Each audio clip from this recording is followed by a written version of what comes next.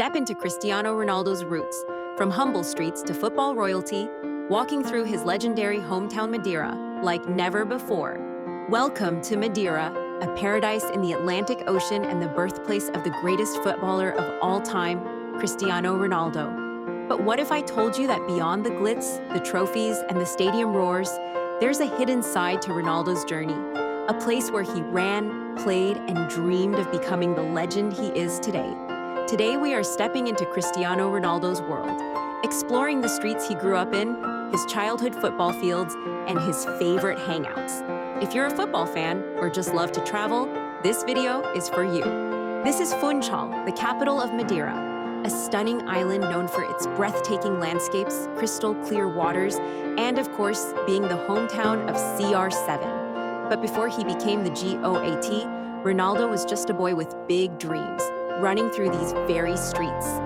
Santo Antonio.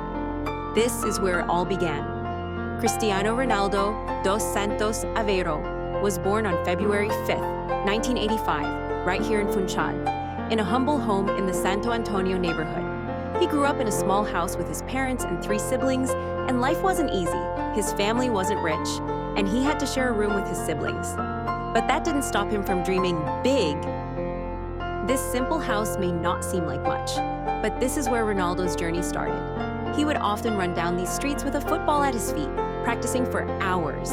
If you ever visit Madeira, make sure to walk through these streets and feel the energy of where it all began. At the age of just 7, Ronaldo joined Andorinha, a small football club where his father worked as a kit man. He was already obsessed with football, spending every free moment kicking the ball, dribbling past older kids and outshining everyone on the field. His first coach once said, "Even at 7, we knew he was special." And that's not an exaggeration. Ronaldo scored over 200 goals for Andorinha before he was 10 years old. His talent was so evident that by the time he turned 10, he was already being scouted by bigger clubs. Imagine being 10 years old and already having top teams keeping an eye on you. That's the level of determination Ronaldo had. After dominating at Andorinha, Ronaldo moved to CD Nacional, one of the biggest clubs in Madeira. This was his first real step toward professional football. Here, he played for 2 years, honing his skills, refining his techniques, and proving he was meant for greatness. He even led Nacional to a youth championship title, catching the attention of sporting CP scouts. Fast forward to today, and Ronaldo has built a legacy here in Madeira. If you're visiting, the CR7 Museum is a must-see. It houses every major trophy he has won, his 5 Ballon d'Ors, Champions League titles, European Championship medal, and countless jerseys from clubs around the world. You can even take a selfie with the life-size Cristiano Ronaldo statue right outside the museum.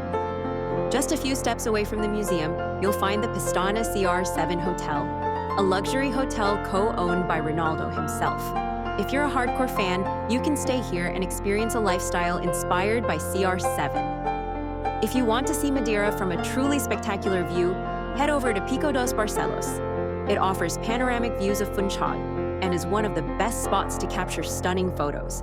Some locals say Ronaldo himself loves this spot whenever he visits home. No trip to Madeira is complete without trying the local food. Ronaldo grew up eating traditional dishes like espetada, juicy beef skewers cooked over an open fire, and bolo de coco, a delicious garlic butter bread that melts in your mouth. And if you're feeling adventurous, try pancha, Madeira's traditional rum-based drink.